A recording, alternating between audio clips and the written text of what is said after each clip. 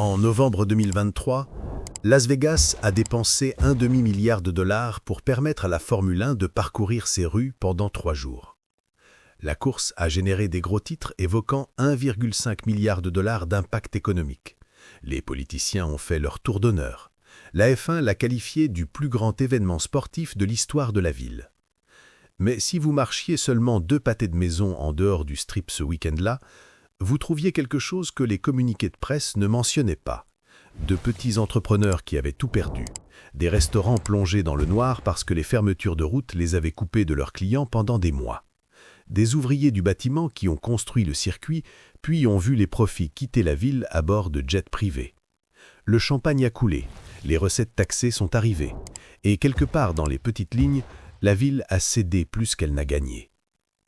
C'est l'histoire que la Formule 1 ne veut pas que vous entendiez. Pas parce qu'elle est fausse, mais parce qu'elle est compliquée. Et dans cette complexité se cache une question très simple. Qui gagne réellement lorsqu'une ville accueille le sport le plus rapide de la planète? Voici à quoi ressemble le discours lorsque la Formule 1 arrive dans votre ville. Une exposition mondiale, des centaines de millions de téléspectateurs, un effet multiplicateur économique qui transformera votre centre-ville en destination, des dollars de tourisme qui affluent comme de l'eau, des investissements d'infrastructures qui bénéficieront aux habitants pendant des décennies, des emplois, du prestige, une place permanente sur la scène mondiale. Et tout ce que vous avez à faire, c'est payer entre 25 et 60 milliards de dollars par an, parfois plus. C'est la redevance d'accueil, le prix que la Formule 1 charge pour le privilège de faire courir 20 des voitures les plus chères du monde dans vos rues. L'Azerbaïdjan paie 57 milliards par an, le Qatar en paie 55, l'Arabie Saoudite à peu près autant. Même Monaco, avec toute son histoire et son glamour, paie désormais 30 millions après avoir doublé sa redevance lors des dernières négociations. Las Vegas est l'exception. Liberty Media, propriétaire de la F1, gère directement cette course, en investissant 500 millions de dollars dans des infrastructures permanentes.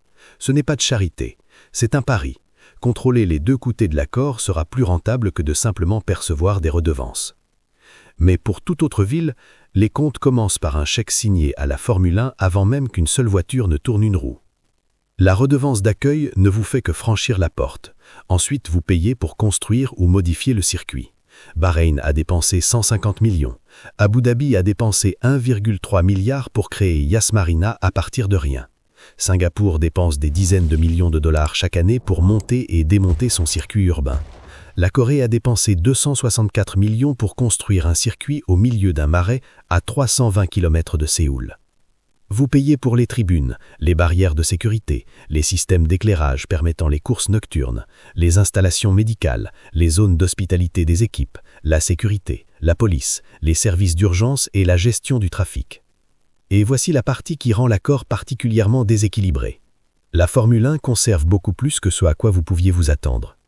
Les droits de diffusion mondiaux, à la Formule 1. Les revenus de sponsoring autour de la piste, à la Formule 1.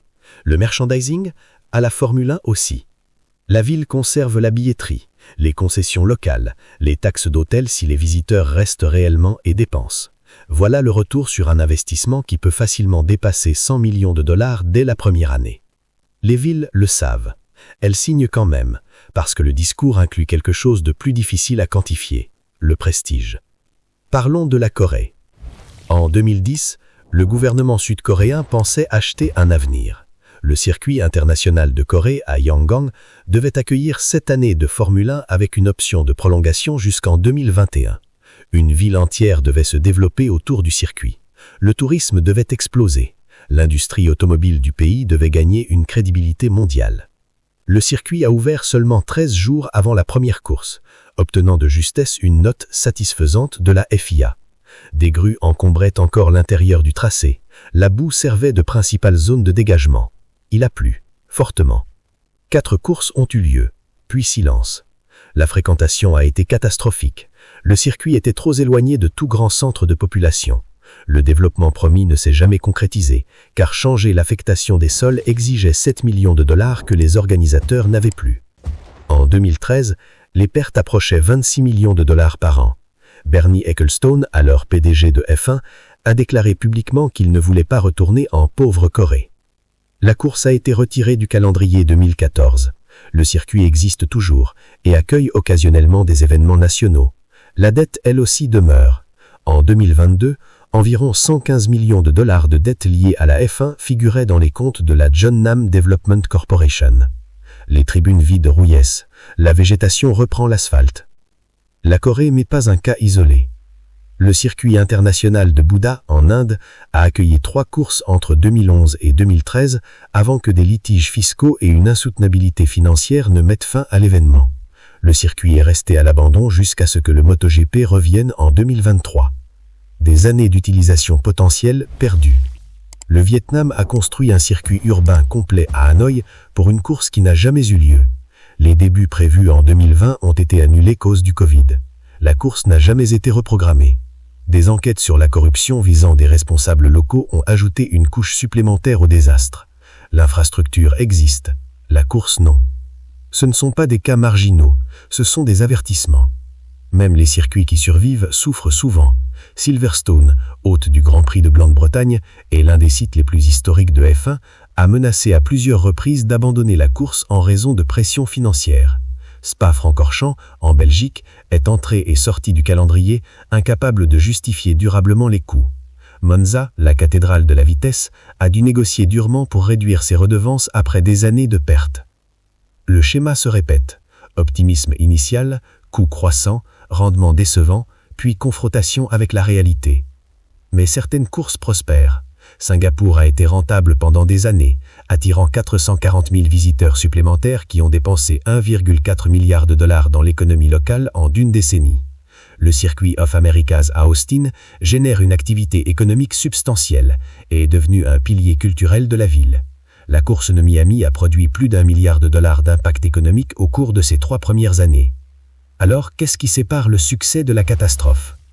L'emplacement compte. Les villes disposant déjà d'infrastructures touristiques absorbent mieux la F1 que celles qui partent de zéro. Singapour, Las Vegas, Miami, Abu Dhabi, ce sont des destinations déjà fréquentées. La course devient une raison supplémentaire de venir, pas la seule. Les circuits urbains ont un avantage. Les tracés temporaires construits sur des routes existantes évitent le coût irrécupérable d'une installation permanente qui reste vide 360 jours par an. L'investissement bénéficie à la ville que F1 revienne ou non. L'investissement privé change tout. Lorsque Stephen Ross a financé en privé une grande partie du circuit de Miami et que Liberty Media a soutenu Las Vegas, le risque s'est éloigné des contribuables. Le public paie toujours par les fermetures de routes et les perturbations, mais l'exposition financière est radicalement différente. Et surtout, des attentes réalistes. Les villes qui considèrent la F1 comme un investissement de marque à long terme plutôt que comme une machine à cash immédiat gèrent mieux l'économie de l'événement. Le retour n'est pas toujours monétaire. Parfois, il s'agit de positionner la ville comme une destination mondiale. Parfois, c'est le capital politique d'accueillir un événement de classe mondiale. Mais ce sont des exceptions qui confirment une règle plus large. Revenons à Las Vegas. Les chiffres officiels semblent spectaculaires. La course de 2023 a généré 1,5 milliard de dollars d'impact économique. Celle de 2024, 934 millions. Les recettes taxées s'élevèrent à 77 millions la première année et 54 millions la deuxième. Ce sont des revenus réels, des dollars entrés dans les caisses publiques, finançant écoles et services publics. Mais ces gros titres cachent une complexité plus profonde. Les 1,5 milliard incluent les dépenses d'infrastructure de Liberty Media elle-même. Ils comptabilisent l'ensemble du budget de construction, les salaires des employés, les dépenses des visiteurs et les effets indirects dans l'économie. C'est un impact économique réel, mais il est fortement gonflé par des coûts ponctuels qui ne se répéteront pas. La deuxième année, une fois la construction terminée et l'effet de nouveauté dissipé, l'impact a chuté de près de 40%, toujours impressionnant, mais avec une tendance inquiétante. Et puis il y a les coûts que personne n'inclut dans les communiqués de presse. Les petits commerces proches du circuit ont été bloqués pendant des mois à cause des travaux. Certains ont intenté des actions en justice pour obtenir compensation pour les pertes de revenus. Le personnel du comté de Clark County a enregistré plus de 17 000 heures de travail pour préparer la course. Les lignes de bus ont été déviées, créant des retards d'1 heure pour 25 000 usagers quotidiens. Un restaurateur local l'a résumé ainsi. « Nous ne ressentons pas vraiment d'impact réel, parce que l'établissement n'est pas reconnu par la Formule 1. Nous n'avons reçu aucun contrat ni prestation de traiteur. Nous n'avons même pas été mentionnés. Le boom économique était réel. Il n'a simplement pas touché tout le monde. Les hôtels de luxe ont prospéré, les restaurants haut de gamme ont imprimé de l'argent, les services de jets privés et les locations de yachts ont fait des affaires spectaculaires. Mais la taqueria du quartier à $2000 fermait le week-end parce que personne ne pouvait y accéder. C'est ce que les économistes appellent une fuite des revenus. L'argent entre dans l'économie locale, mais il se concentre dans certains secteurs et repart aussitôt. Un touriste réserve une chambre au Bellagio, une propriété de MGM, dîne dans un restaurant de chefs célèbres appartenant à une chaîne nationale, loue une supercar d'une entreprise internationale, rentre chez lui à bord d'un jet privé basé à Los Angeles. Les dollars ont touché Las Vegas, beaucoup n'y sont pas restés. Miami raconte une histoire similaire, avec une nuance. La course a généré $1 milliard d'impact économique en 3 ans et a obtenu une prolongation de contrat jusqu'en 2041. Sur papier, c'est un succès massif. La fréquentation a dépassé 275 000 personnes en 2024. Les dépenses des visiteurs s'élevaient en moyenne à $1940 par personne, soit près de presque le double du touriste typique. Mais à Miami Gardens, le quartier qui accueille réellement la course, les habitants ont une perspective différente. La ville a négocié un paquet d'avantages communautaires de $5 millions lorsque F1 est arrivé en 2022. 4 ans plus tard, seuls $1,7 million ont été dépensés. Les programmes STEM ont reçu des financements sporadiques. Les projets d'embellissement ont bénéficié d'un soutien irrégulier. Les entreprises locales signalent des retombées minimales. Sur les 15 restaurants présentés comme vendeurs en 2025, seuls 4 appartenaient à des résidents de Miami Gardens. L'argent existe, la répartition reste inégale. Ce n'est pas propre à F1. Les méga-événements promettent régulièrement de vastes bénéfices économiques tout en offrant des gains concentrés. Le Super Bowl, les Jeux Olympiques, la Coupe du Monde, tous suivent des schémas similaires. La différence réside dans l'ampleur et la fréquence. La F1 revient annuellement, les promesses s'accumulent, les déceptions aussi. Alors, pourquoi les villes continuent-elles à signer ces accords ? La réponse a moins à voir avec l'économie qu'avec la politique. Un maire qui amène la Formule 1 dans sa ville peut monter sur scène avec des célébrités mondiales, couper des rubans devant les médias internationaux et s'attribuer le mérite d'avoir mis sa ville sur la carte. Cette photo a de la valeur, pas de la valeur financière, de la valeur politique. C'est la même raison pour laquelle les villes se portent candidates aux Jeux Olympiques malgré des décennies de preuves montrant qu'ils génèrent rarement des profits.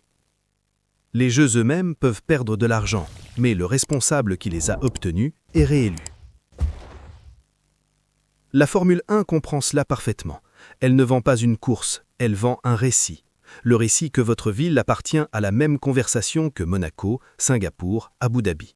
Le récit que vous êtes un joueur sur la scène mondiale. Le récit que de grandes choses se passent ici. Pour certaines villes, ce récit vaut le prix. Le Qatar n'a pas besoin d'un retour économique sur sa redevance annuelle de $55 millions. Le pays utilise la F1 comme partie intégrante d'une stratégie plus large de sportswashing, polissant sa réputation internationale avant la Coupe du Monde 2022 et au-delà. La course est une ligne de plus dans une campagne de marque nationale mesurée en décennies, pas en cartons. L'Arabie Saoudite opère selon un manuel similaire, en dépensant massivement dans la F1, le golf, le football et la boxe pour remodeler son image globale. Le retour financier est secondaire, l'objectif est le soft power. Mais toutes les villes n'ont pas des ressources illimitées ni des ambitions géopolitiques. Las Vegas est un cas particulier parce que F1 est propriétaire de la course, alignant les incitations de manière inhabituelle. Miami fonctionne parce que l'investissement privé de Stephen Ross a déplacé le risque hors des taxabilités et que la ville disposait déjà d'une infrastructure surplusante pour absorber des centaines de milliers de visiteurs. Austin succède parce que le Texas n'a pas d'impôt sur le revenu et que le circuit d'Austin America fonctionne comme un site privé organisant des événements non F1 tout au long de l'année. La plupart des villes ne disposent pas de ces avantages. Elles font face à l'accord standard, des coûts initiaux massifs, des redevances annuelles qui augmentent de 5% par an, un contrôle limité des revenus et une prière pour que le tourisme compense les pertes. La prière n'est pas toujours exaucée. Ce que la vidéo originale a bien compris, c'est que le modèle économique de la F1 transfère systématiquement le risque d'elle-même vers les villes désespérées de l'accueillir. Ce qu'elle n'a pas dit, c'est que parfois ce risque vaut la peine d'être pris. Las Vegas atteindra probablement l'équilibre ou générera des bénéfices avec le temps parce que Liberty Media y est directement investi et parce que toute l'économie de la ville repose sur le spectacle. Miami fonctionne parce que l'argent privé a absorbé les coûts les plus lourds et que la ville disposait déjà d'une infrastructure surplusante. Austin succède parce que la Texas a créé un site actif tout au long de l'année dans une région avide d'événements mondiaux. Mais la Corée, l'Inde et le Vietnam servent d'exemple d'avertissement. Il en va de même pour les menaces constantes de Spa, Monza et Silverstone d'abandonner des accords qui n'ont plus aucun sens financier. La vérité inconfortable est que la F1 ne ruine pas les villes par malice, elle ruine les villes par indifférence. La F1 optimise sa propre croissance et sa profitabilité. Que les villes réussissent ou échouent est en grande partie leur problème. L'autre vérité inconfortable est que certaines villes le savent et signent quand même, parce que le calcul n'est pas purement financier, il est politique, symbolique, aspirationnel. Il s'agit du type de ville que vous voulez être, même si les chiffres ne s'additionnent pas tout à fait. La question n'est pas de savoir si la F1 ruine les villes, la question est de savoir si les villes prennent cette décision en toute connaissance de cause ou s'il leur est vendu une fantaisie qui s'évapore au moment où le drapeau à damier tombe. La prochaine fois que vous regarderez une course, prêtez attention à la skyline derrière le circuit. Demandez-vous qui l'a construite. Demandez-vous qui l'a payée. Demandez-vous si les personnes qui y vivent ont obtenu ce qui leur était promis ou seulement ce qui leur a été vendu. Parce qu'entre le champagne et le podium, il y a une facture. Et quelqu'un doit toujours la payer.